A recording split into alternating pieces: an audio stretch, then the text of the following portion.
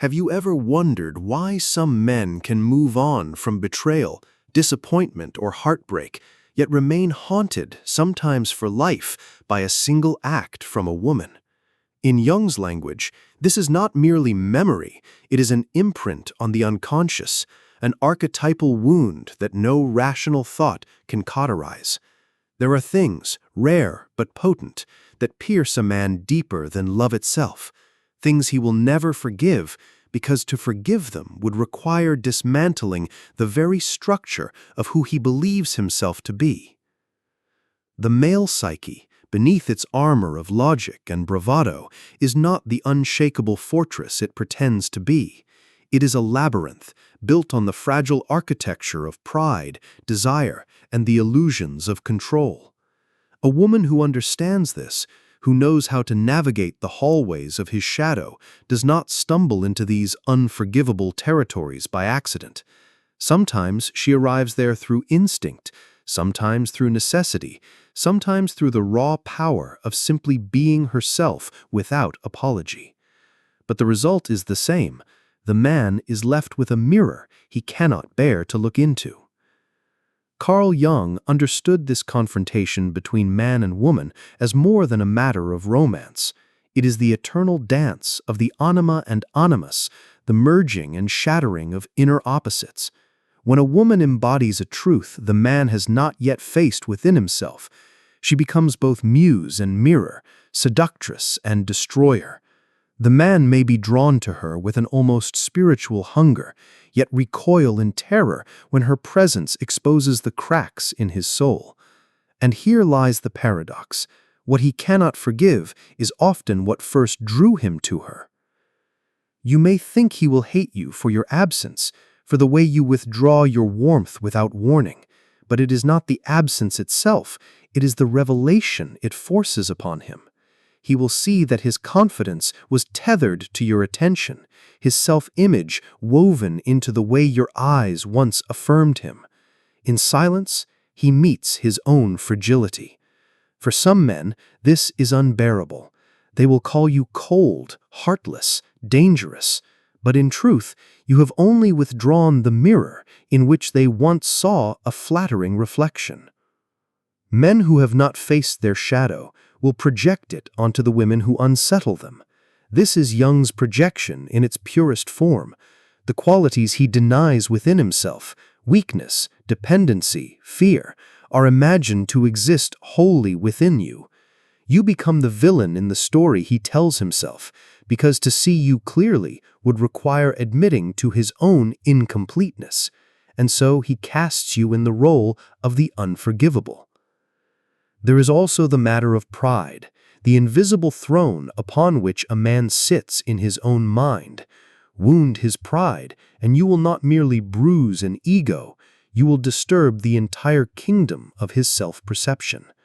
A woman who challenges him too deeply, who refuses to play the role he silently assigned her, becomes a disruption to his personal myth. In Stoic terms, Seneca would call this the disturbance of the ruling reason, the point where a man's philosophy collapses under the weight of unexamined emotion. Perhaps you have been this woman. Perhaps you've seen the shift in his eyes when your truth no longer fits within the frame he built for you.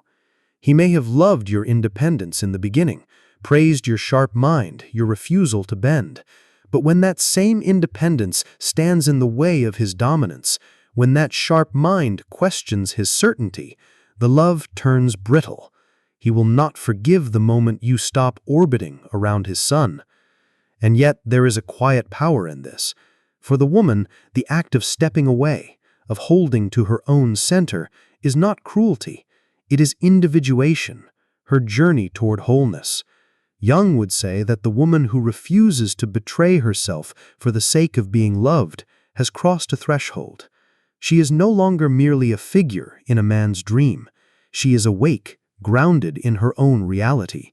This too can make her unforgivable, not because she has done wrong, but because she has revealed to him that love cannot be possession. The unforgivable often lives at the intersection of truth and power.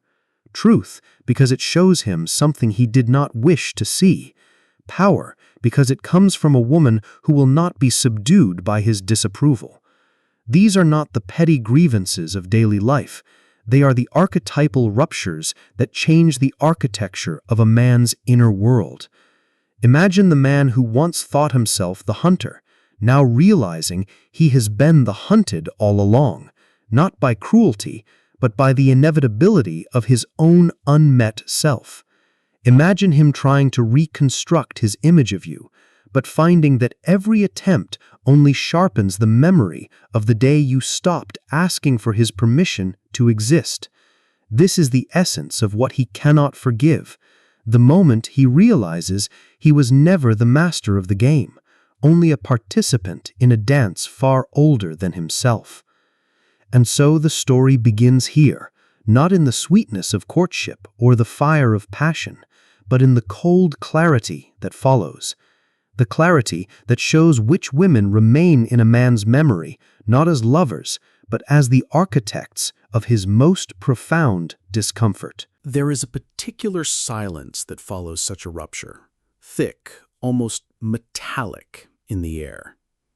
It is not the silence of peace, but of recognition, the moment when both know that something has been altered beyond repair.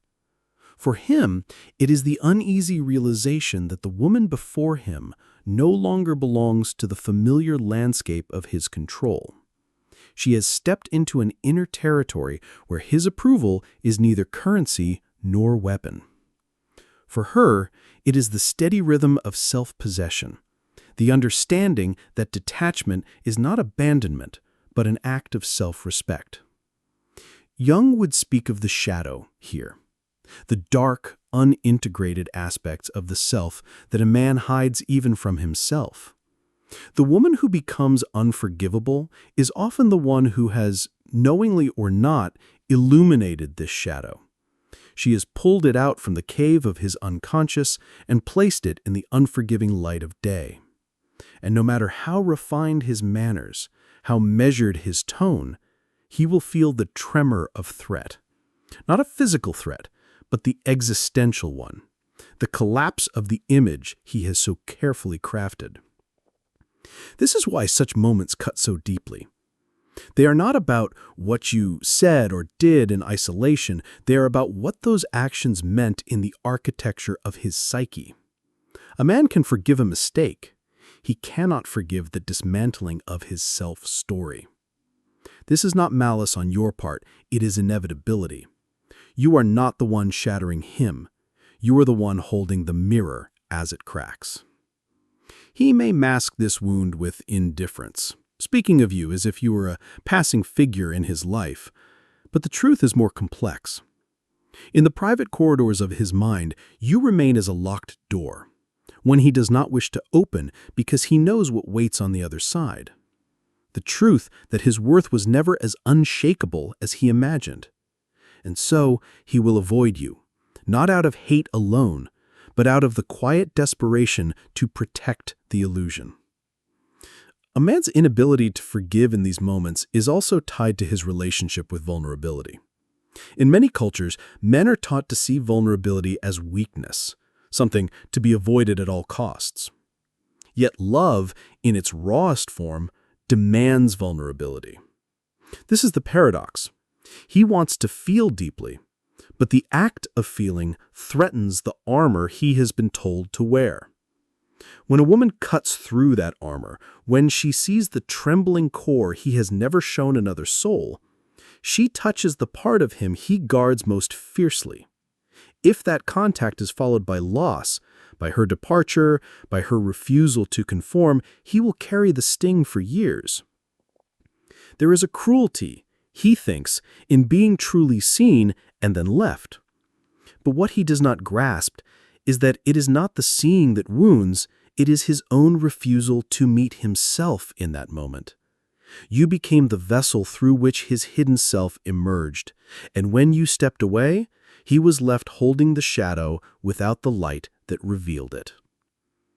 Here lies one of the oldest dynamics in the human story, the tension between possession and freedom. The unforgivable woman is the one who cannot be owned.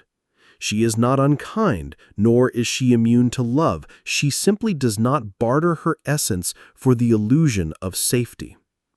To the man still ruled by the ego's hunger, this is an intolerable truth.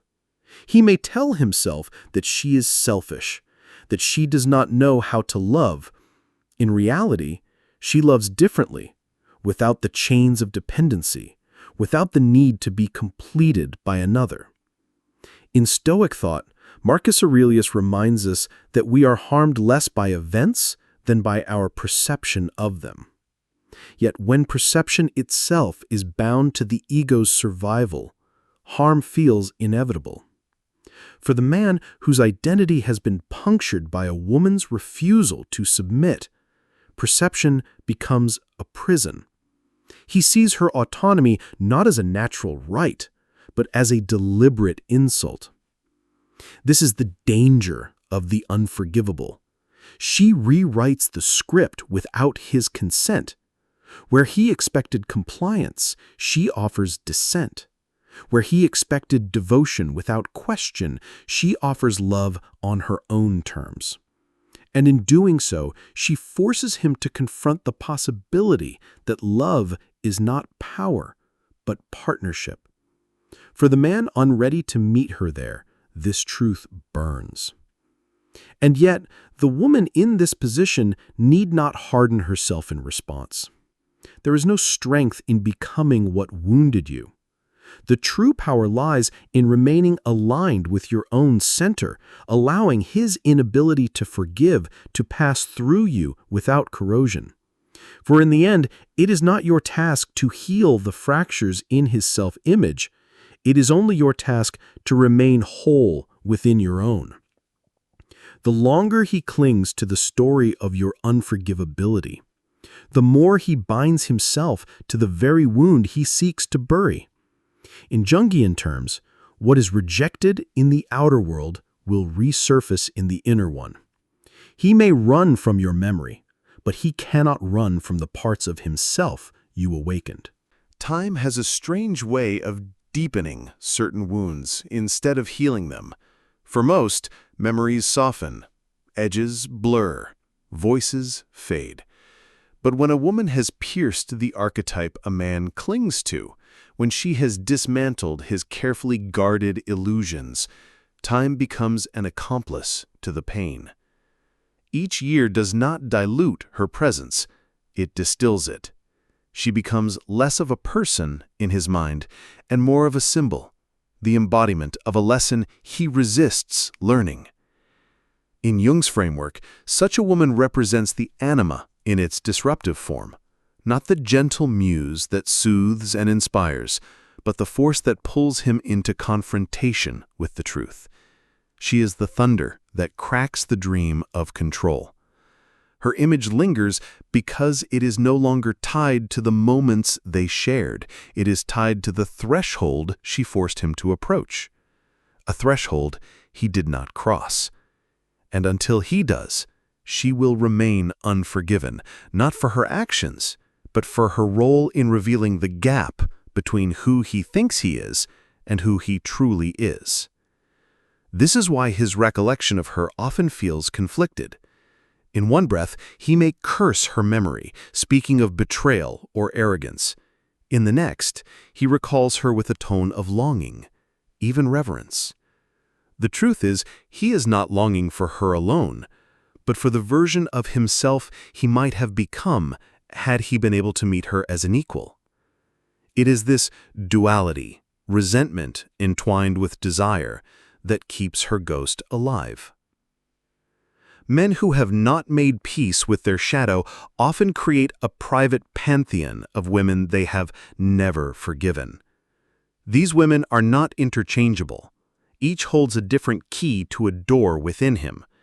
And the one who truly unsettled him, the one who broke the illusion without breaking herself, is placed in the highest, most guarded chamber of all.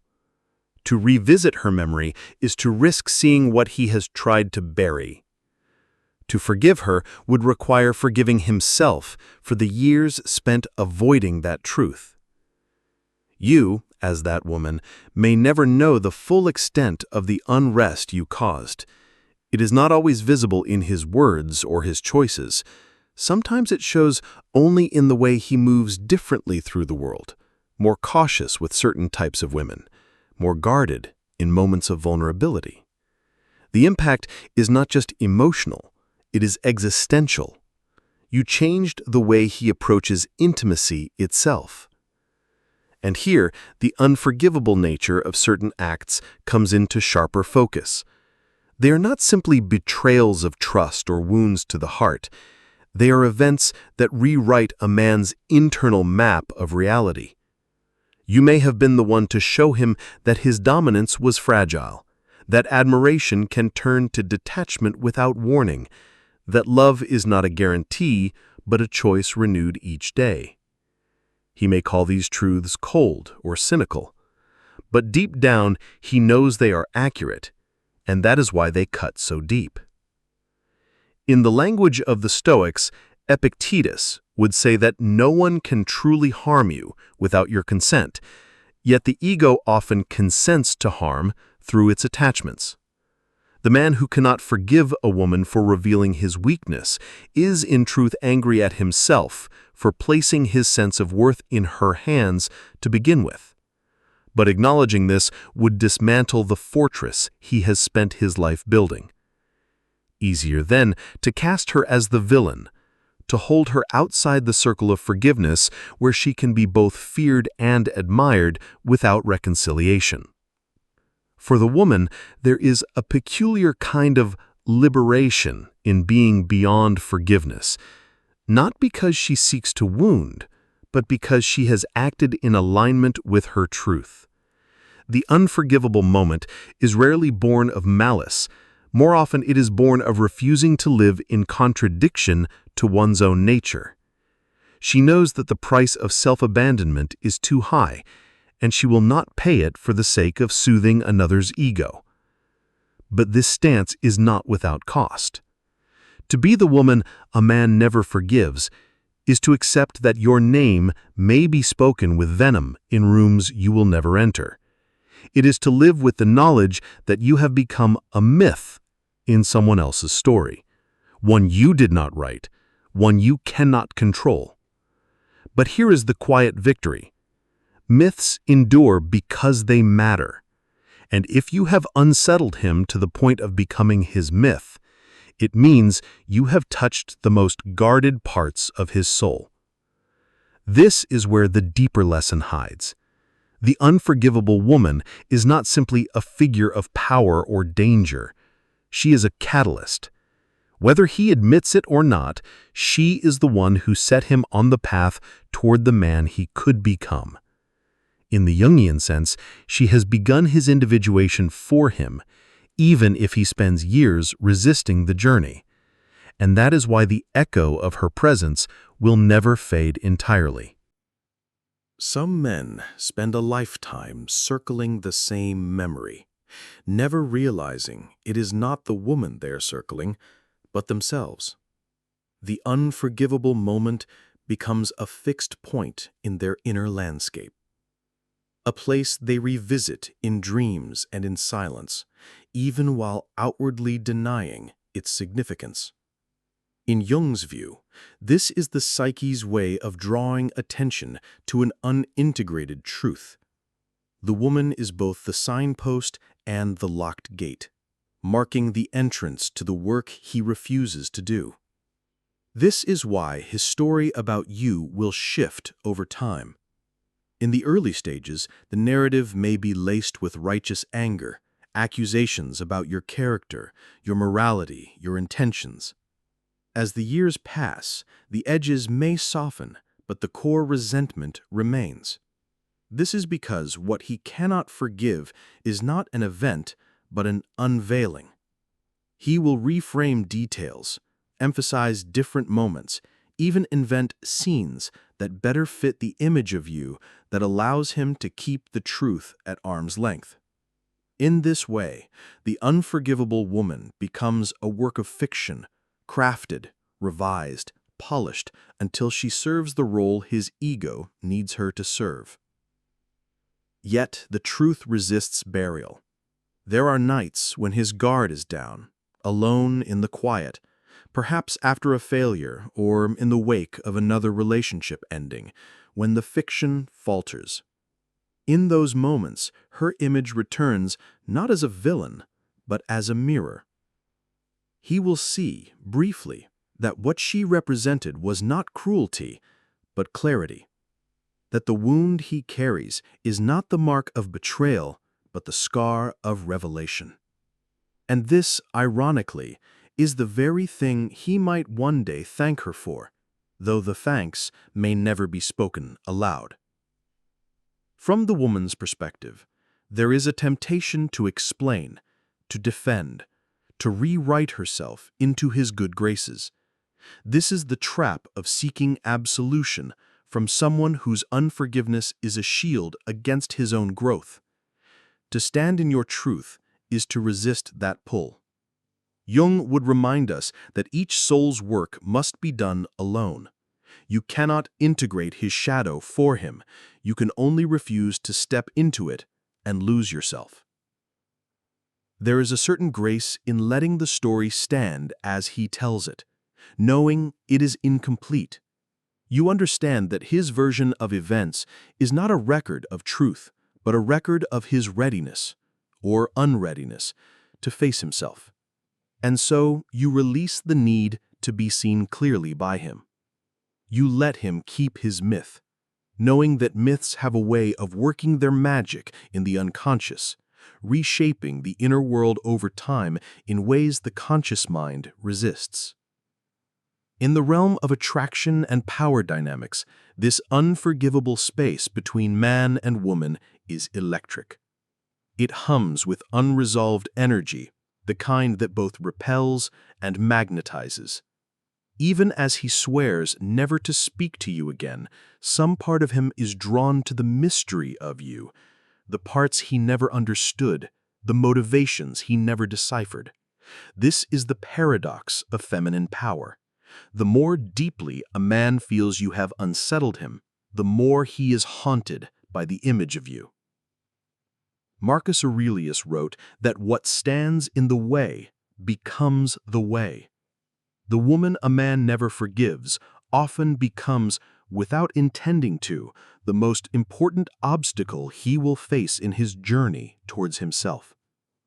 Her refusal to bend to his ego becomes the template against which he measures future relationships. In this way, her influence extends far beyond the time they shared. It shapes his capacity to love, to trust, and to see women as autonomous beings rather than supporting characters in his own drama. For some men, this transformation never comes. They carry the weight of unforgiveness like a talisman, holding it close as proof of their rightness. But for others, the memory eventually shifts from a source of bitterness to a source of clarity. They may never say the words, but inwardly they recognize that the woman they could not forgive was the one who forced them to grow. And in that quiet realization, resentment begins to dissolve into something resembling respect. For the woman, none of this changes the core truth. Your worth was never dependent on his forgiveness. His inability to absolve you is not a measure of your character, but of his readiness to face his own. To live in this knowing is to walk freely, unchained from the need for closure. It is to understand that some doors are meant to remain closed, not out of hostility, but out of respect for the journey each soul must take alone. And so the story of the unforgivable woman is not a tragedy, but a testament. It is proof that you lived without betraying yourself, that you chose truth over comfort, and that you refused to shrink for the sake of someone else's peace of mind. This is not cruelty, this is sovereignty.